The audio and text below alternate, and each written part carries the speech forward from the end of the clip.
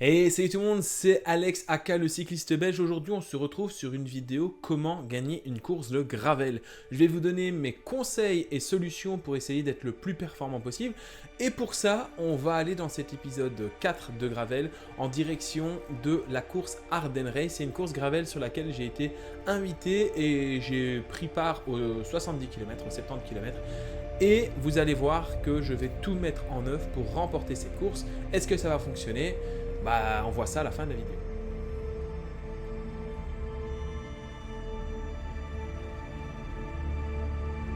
Allez, on se retrouve sur la ligne de départ de ce Ardennes Race. Je prends part aux 70 km et pas à la course plus longue, tout simplement parce que le lendemain, je suis censé aller faire la manche de qualification UCI à Aix-la-Chapelle. Bon, vous ne verrez jamais cette vidéo parce que j'ai pas su m'y rendre pour un petit problème perso, mais bon, bref, rien de bien grave, c'est réglé. Tout va bien et donc j'irai me qualifier ailleurs. Mais on est parti donc pour ce Ardennes Race.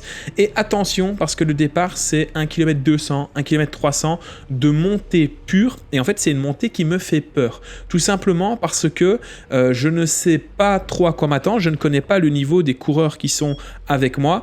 Et moi, j'ai un profil plutôt costaud. Donc, j'ai repéré la bosse et je me dis, ok Alex, tu vas mettre entre 350 et 450 watts maximum. Si jamais ça monte plus vite parce que ça attaque, c'est pas grave, tu laisses filer. L'objectif, c'est pas de se mettre à bloc. Alors évidemment, dans cette vidéo, on va profiter pour voir comment faire pour performer sur une course de gravel, comment être le plus performant possible et comment gagner la course. Vous allez voir que sur une course de gravel, on est loin d'être comme sur route et donc il y a des éléments à prendre en considération.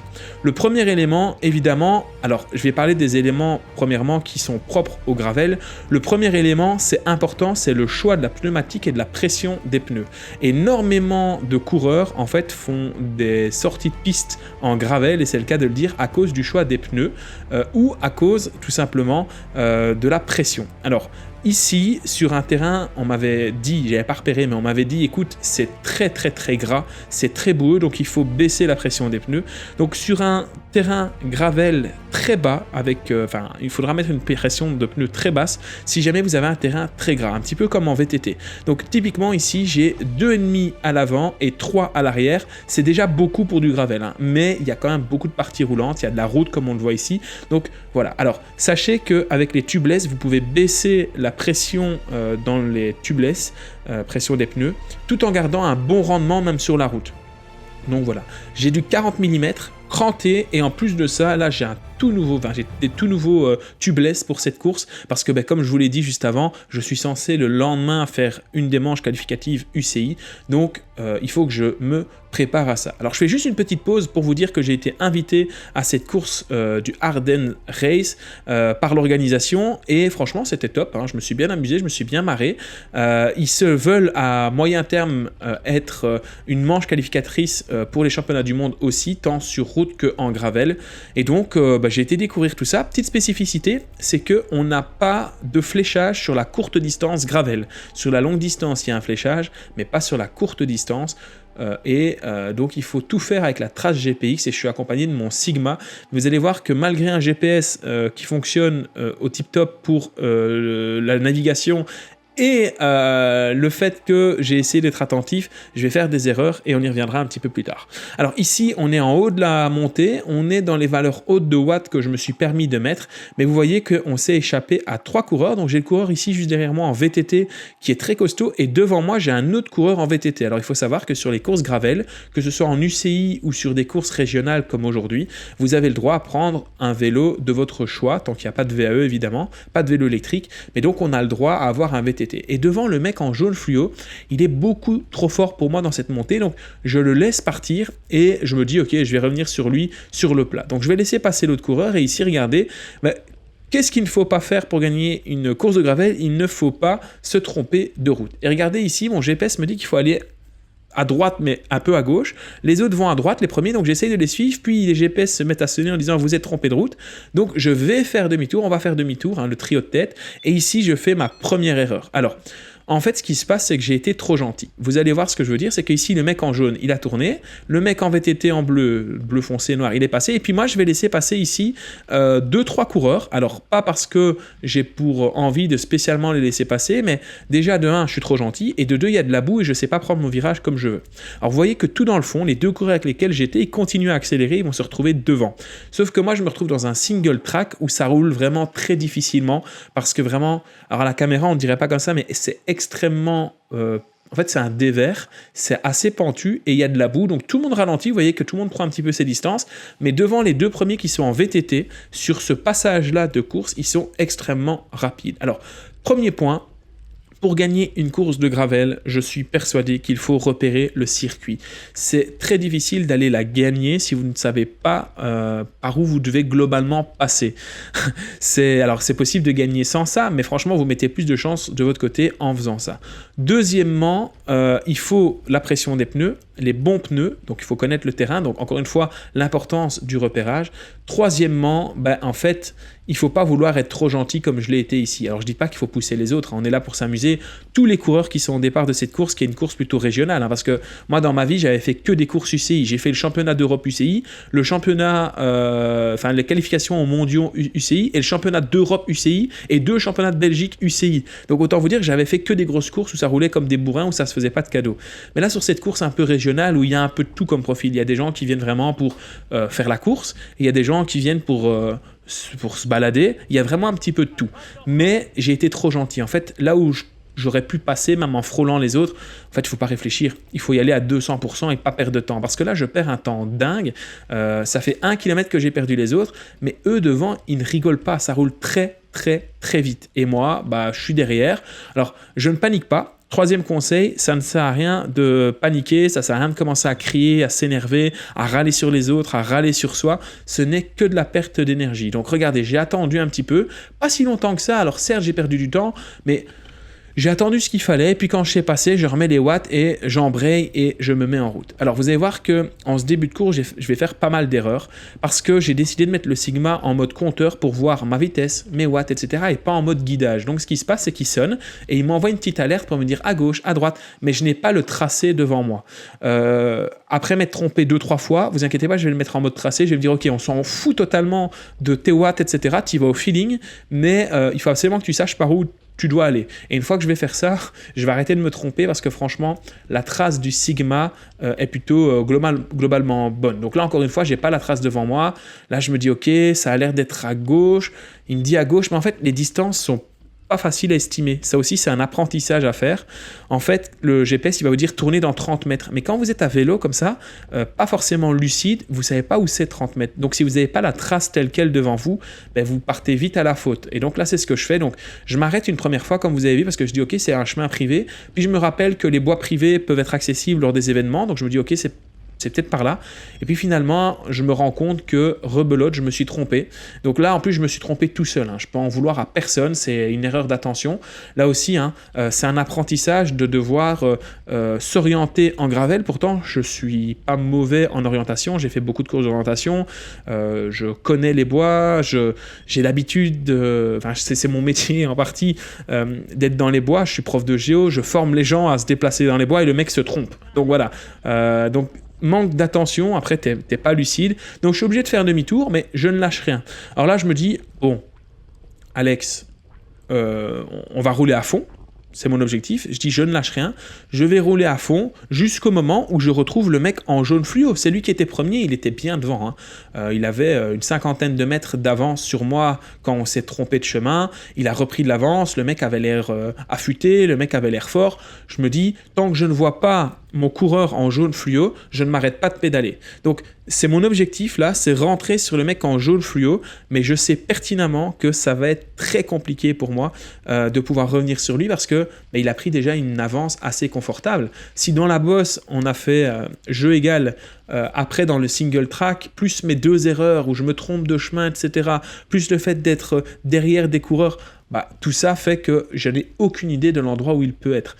Donc là, en plus, où sur une course sur route, on a des gens qui peuvent donner une indication sur « Ok, ils sont à tel endroit, ils sont là, on peut avoir une indication. Mais là, il n'y a personne, on est au milieu des bois, il y a très peu de monde, donc je n'ai aucune indication sur qui et où, combien de temps c'est. Regardez là, encore une fois, je cherche, et c'est à partir de ce moment-là que je vais me dire « Ok Alex, on s'en fout des watts. » Parce qu'en fait, je m'étais mis comme objectif de faire à peu près globalement 240 watts de moyenne sur les 70 km, et je voulais pas me cramer, parce que le lendemain, il y avait quand même une grosse compète. À ce moment-là, je suis censé encore aller faire la compète du lendemain, donc je me dis, faut pas se cramer. Donc si tu as la capacité d'y aller, t'y vas. Si c'est pas possible, tu revois pas le bonhomme en jaune, on fera sans, tu peux vivre sans un podium.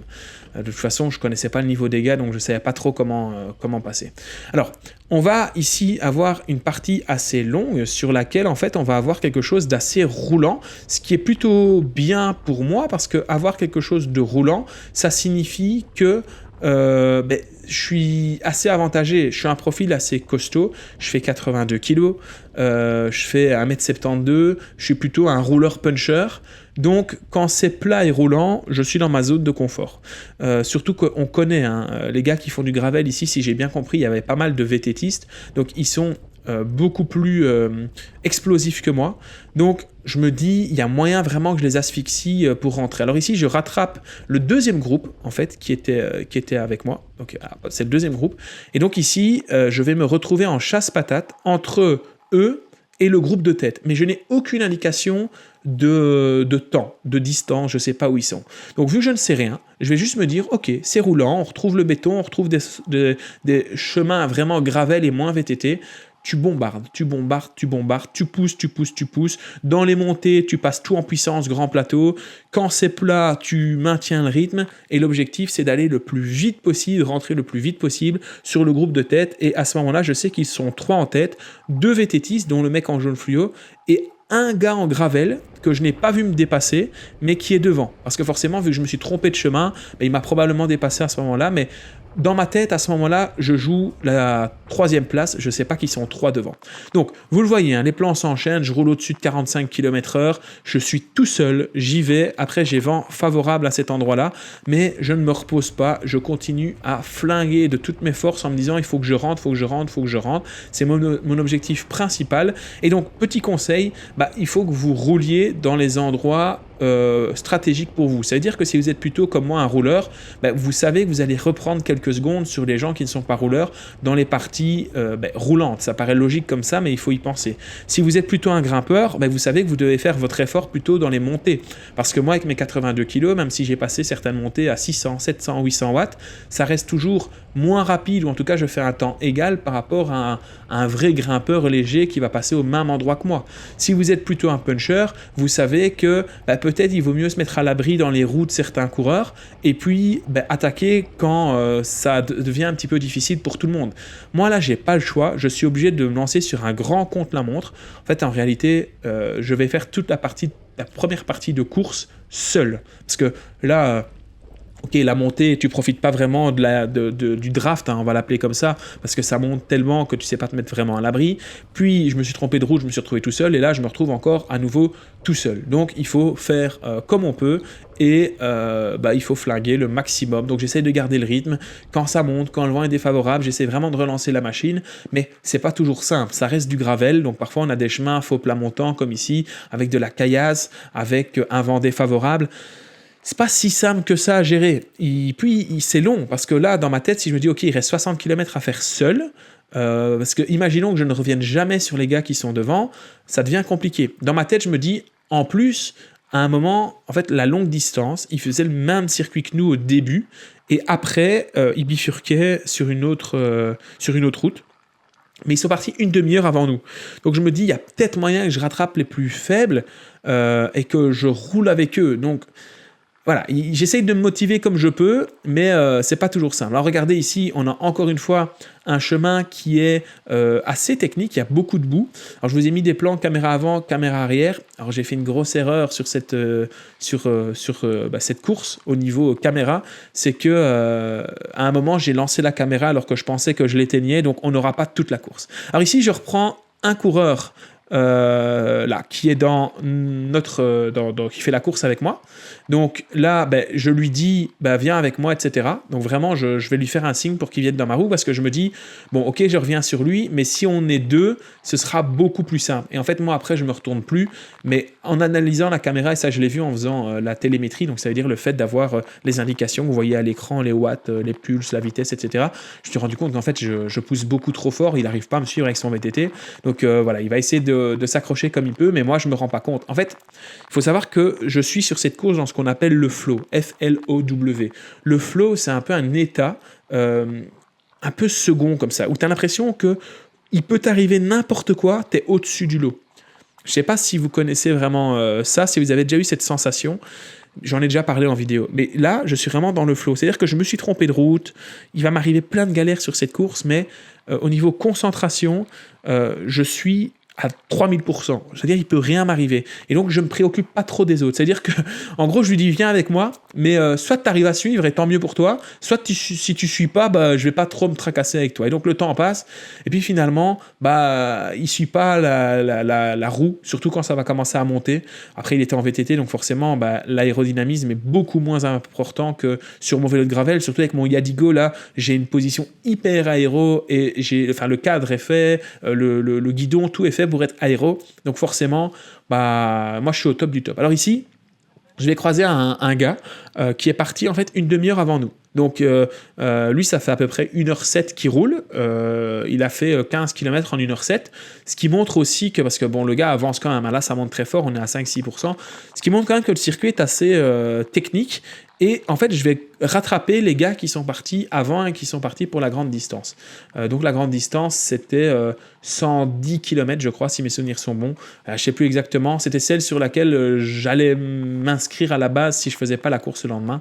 Mais bon, voilà. Donc je continue à rouler. Je continue à donner tout ce que j'ai pour rentrer. Et en fait, j'ai à un moment mon oncle qui va être sur le bord de la route parce que je lui ai dit que je faisais une course qui passait pas très loin de chez lui. Donc il va venir prendre des photos et je vais lui demander tout simplement des informations sur la course parce que c'est la première personne que je vais croiser qui va être en capacité de me dire ce que je veux savoir sur l'écart qu'il y a entre le début de la course, les hommes de tête et moi. Donc c'est hyper crucial pour moi d'avoir ces informations-là parce que je n'ai aucune idée d'où sont les gars devant. Donc moi je continue à rouler comme un bourrin, j'essaye de plus me tromper de route, je fonce, mais je ne sais pas si ça sert à quelque chose de rouler comme ça parce que ça tombe, les gars devant ils sont à 5-6 minutes et ça sera quasiment impossible tout seul de les reprendre. Il y a un groupe devant. Ouais, mais il y a deux phares jaunes, normalement ils sont je vais les rattraper. Ça va en fait, ça va. Ok, je viens de croiser Laurent, alors je ne suis pas arrêté que pour lui parler, c'est parce que je dois traverser une chaussée, il y a des véhicules, donc je m'arrête, je marque le stop parce que je ne sais pas passer en sécurité, et alors je profite pour lui demander où est-ce qu'ils sont, et là il me dit écoute Alex, le groupe ils sont à 2 minutes, et moi je lui dis, pour vous dire à quel point j'étais dans un état d'esprit de gagnant, je dis ok, je vais les rattraper, dans ma tête je fais le calcul, 50 bornes, 2 minutes, je vais les rattraper. Vraiment, à aucun moment, je me dis non, ça va pas passer, tu vas pas réussir à les rattraper. Et je fonce. Je suis encore tellement lucide que je pense même à frotter la caméra pour que vous puissiez voir clair parce que je viens de passer dans un passage boueux. Tout va comme sur des roulettes, à part les erreurs de traces. Parce que juste, j'ai pas l'habitude, c'est un apprentissage. Pour le moment, tout se passe dans le plus grand des calmes. Je crois jouer une 3e place. Donc, tout va bien. Donc, je prends ici ce petit chemin. C'est faux plat descendant, c'est très roulant. Là, je prends des risques, les amis. Mais comme je vous dis, je suis dans le flow, il peut rien m'arriver. Donc, je réfléchis même pas à si c'est dangereux, pas dangereux. Je fonce, mais je sens que je vais vite. Enfin, franchement, pour la taille du terrain, je sais que je vais vite. Et je suis survolté à ce moment-là. Je me dis, de toute façon, Alex, t'as rien à perdre. Soit maintenant, tu rattrapes les 2 coureurs qui sont devant et tu joues la victoire. Soit, voilà, ça sert plus à rien, tu fais pas ta course et voilà, ici on a un esprit de gagnant, on a dit quelles sont les techniques à mettre en place pour gagner la course. La technique c'est en gravel, rien n'est jamais fini et moi je l'ai déjà vu, il m'est déjà arrivé en course de gravel de voir des mecs en PLS total, qui crèvent, qui cassent du matos, qui ont des soucis, qui font des fringales et puis finalement ils font un bon résultat. À l'inverse, il y a déjà des gars qui ont fait une course de folie et puis paf, pas de chance en fin de course, rien n'est jamais fini en gravel. Sur route on sait bien, tu crèves, t'as un problème, etc. c'est quasiment fini. En gravel, les amis, retenez ça, rien n'est jamais fini. On n'est pas à l'abri d'une surprise. Là, ici, je retrouve Faux Plat Descendant, mon meilleur ami, avec mon deuxième meilleur ami qui est Vando. J'envoie du 53 km/h, bam, bam, bam, on fonce. Et on ne regarde rien d'autre que juste devant soi et on espère retrouver un petit bonhomme au loin en jaune fluo. C'est mon objectif. En fait, dans ma tête, je me dis, je ne débranche pas le cerveau, je ne débranche pas les jambes tant que je n'ai pas l'homme de tête devant moi. Tant que je ne l'ai pas rattrapé, tant que je ne suis pas numéro 1 de cette course, je ne débranche pas. Donc forcément, il faut avoir quand même faire preuve d'une pugnacité importante parce que franchement, c'est parce que je suis dans le flow, mais 9 courses sur 10, ce genre de truc, j'aurais lâché l'affaire, j'aurais dit bon bah là ça devient compliqué, mais là je sais pas, je suis dans un bon mood, là je vois Laurent qui me reprend à nouveau en photo, d'ailleurs merci à lui pour les photos, et d'ailleurs allez sur sa chaîne YouTube, on a déjà fait pas mal de vidéos avec lui, le lien est dans la description, et là je rejoins des gens qui sont partis avant nous, et à ce moment-là, regardez, le VTTiste et le mec en jaune fluo, en fait c'est... Là, je suis deuxième. En fait, c'est le 3e et 4e que je viens de doubler. Sauf que moi, je suis tellement focus sur le mec en jaune fluo que je ne me rends même pas compte que j'ai rattrapé des gars de ma catégorie. Donc là, les mecs font la course contre moi et c'est pour ça qu'ils vont se battre pour revenir dans ma roue. Et moi, je les ai même pas vus. Moi, en fait, là, cet endroit-là, je ne sais même pas qui sont là.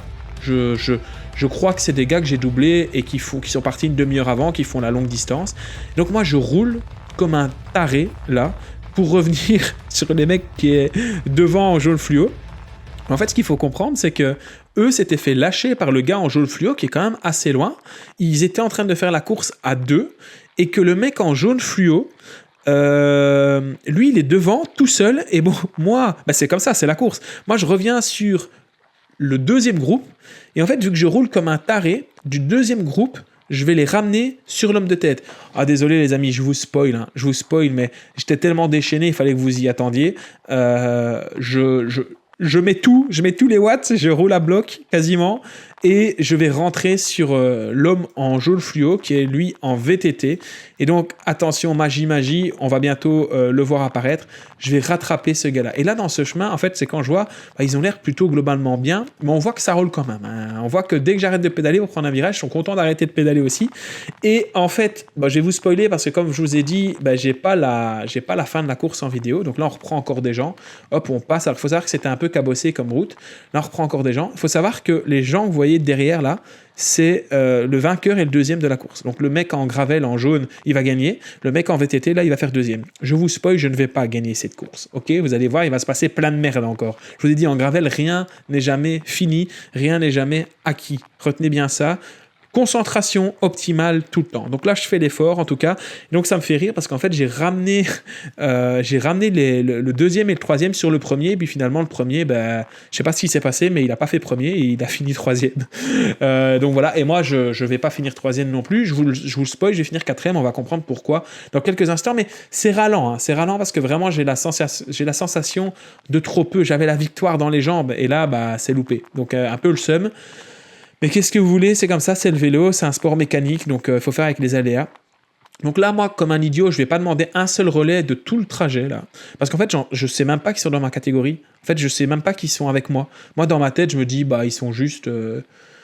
c'est juste des gars que j'ai rattrapés qui sont sur le 110 bornes, et moi, je fais le 70 bornes, donc qu'ils soient dans ma roue ou pas, comme je vous disais, j'y vais. Et là, regardez, on rattrape le mec en jaune, vert fluo. Ça y est, ils sont là. Et à ce moment-là, crevaison, les amis.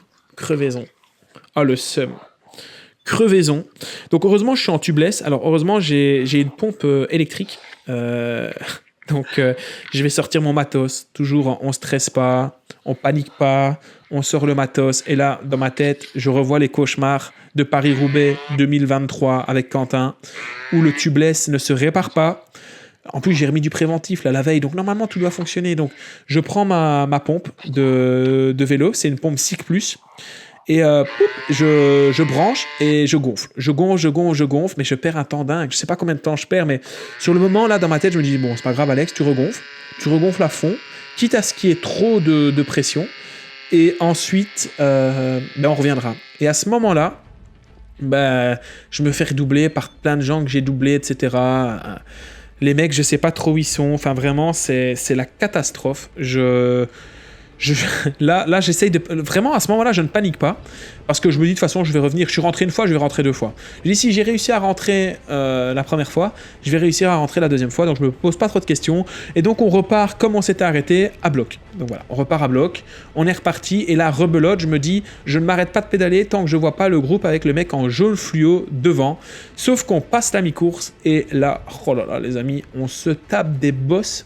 Chaque fois des bosses à 5-6%. Alors, si le départ, c'était plutôt roulant, plutôt plat, faux plat descendant, faux plat montant, un terrain que j'apprécie fortement.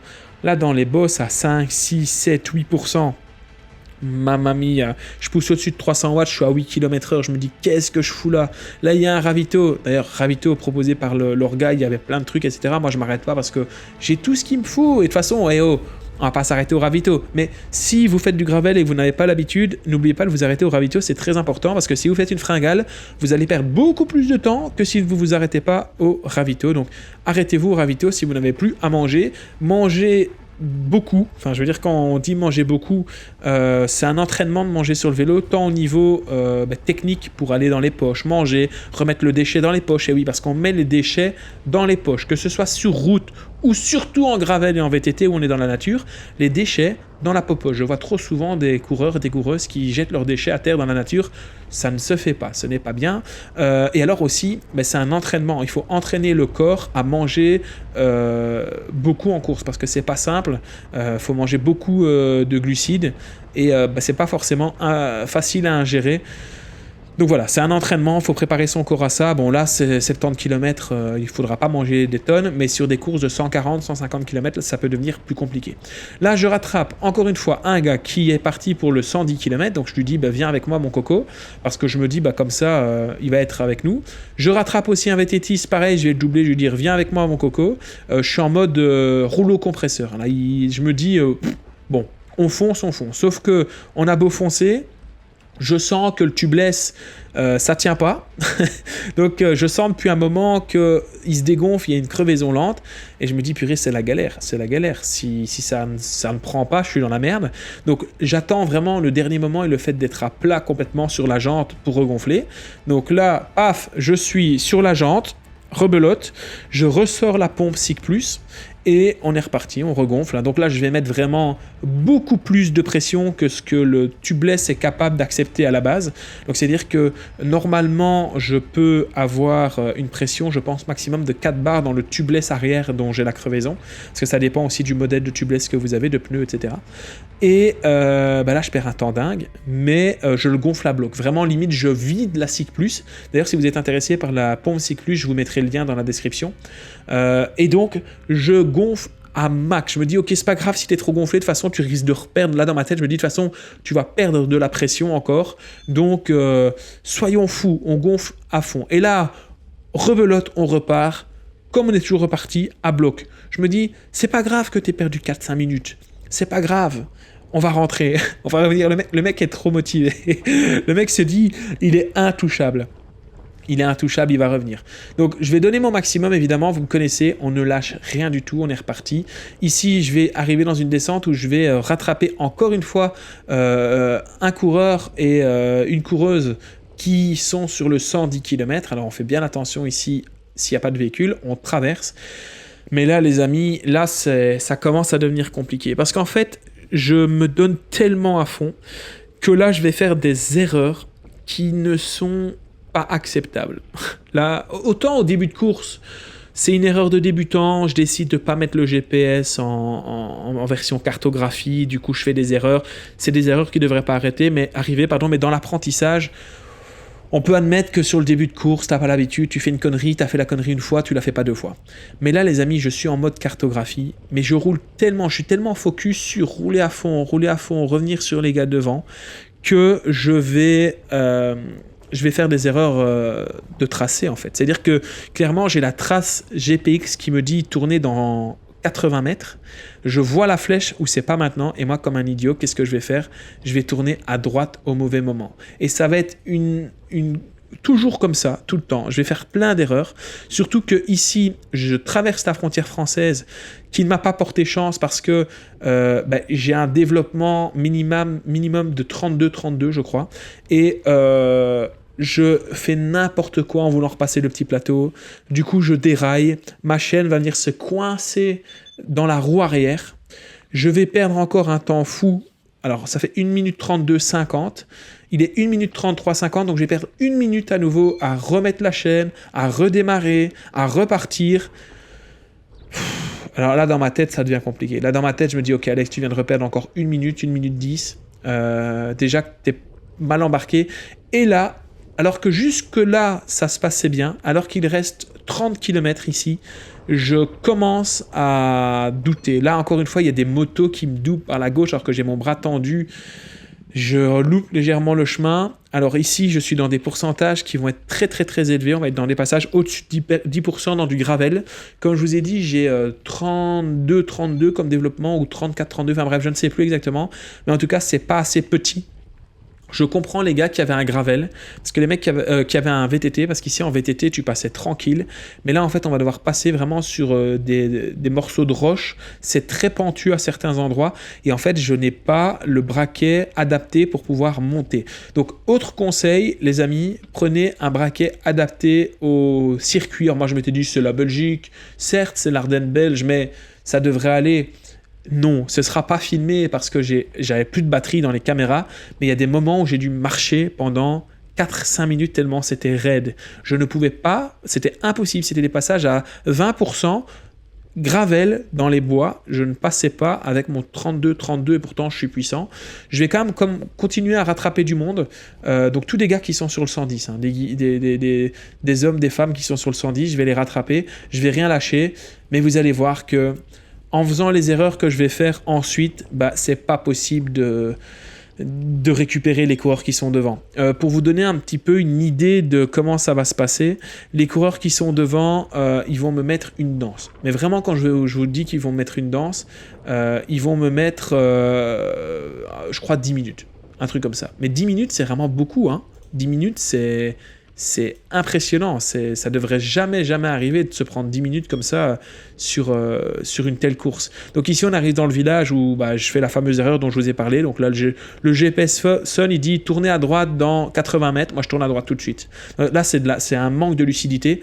Donc voilà, là c'est encore de l'apprentissage, il faut vraiment que j'apprenne à me guider au GPX, qui est quelque chose que j'ai pas du tout l'habitude de faire, étant donné que je fais toujours du vélo en mode circuit, fléché, en groupe, donc forcément quand je me retrouve tout seul, je fais de la merde. Donc voilà, là je fais vraiment de la merde.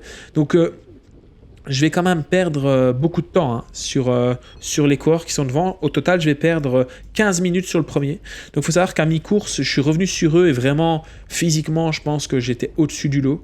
Et après, avec toutes les erreurs, etc., et le fait de me retrouver tout seul en permanence, je vais perdre en efficacité. Et donc, je vais me prendre 15 minutes, les amis. C'est énorme. 15 minutes, c'est abusé. Donc, pour vous donner une idée du classement, le mec qui était en gravel avec un maillot jaune, rouge et noir, il va gagner en 2h45-42. Le mec qui était en VTT en bleu noir foncé, il va faire deuxième en 2h47 et 12 secondes, donc 1 minute 30 après. Le mec en jaune fluo, lui, il va faire troisième en 2h49, donc encore plus ou moins 2 minutes après.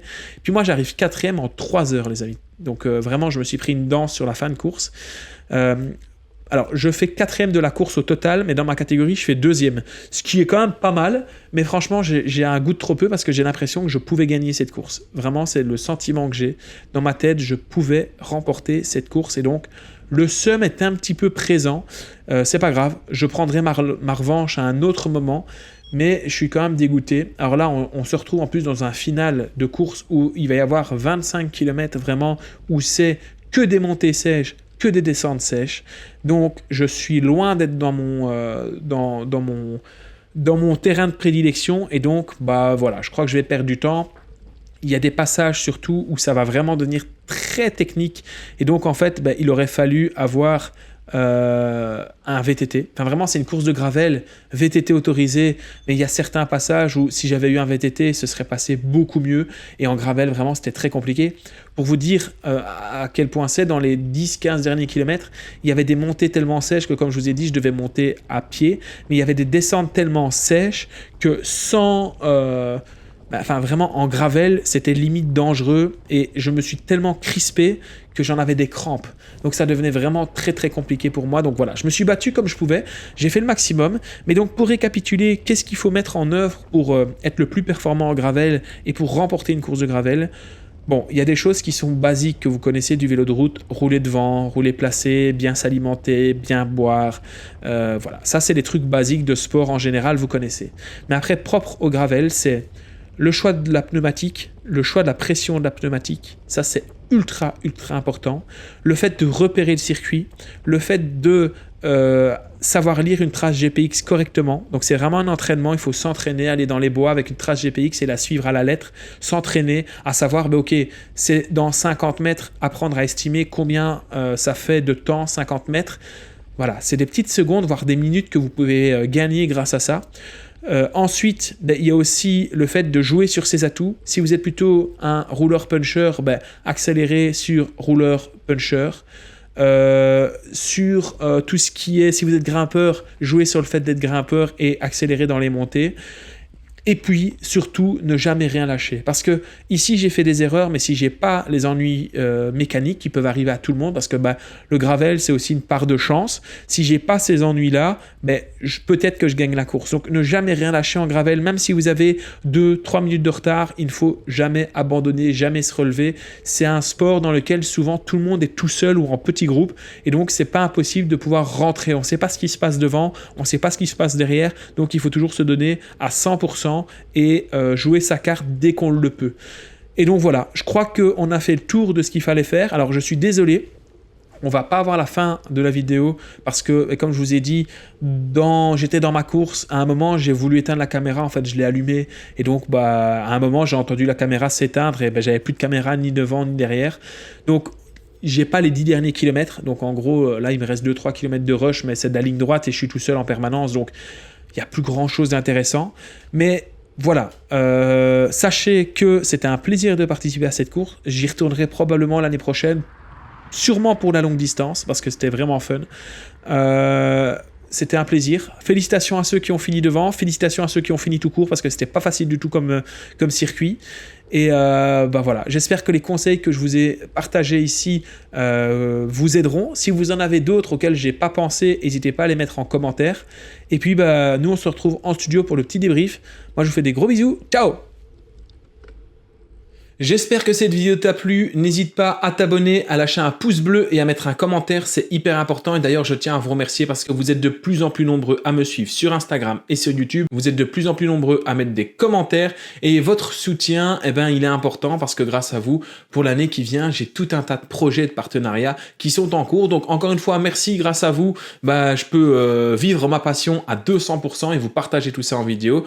Nous, on se retrouve bientôt pour une prochaine vidéo, ce sera sur route cette fois-ci. Salut, salut!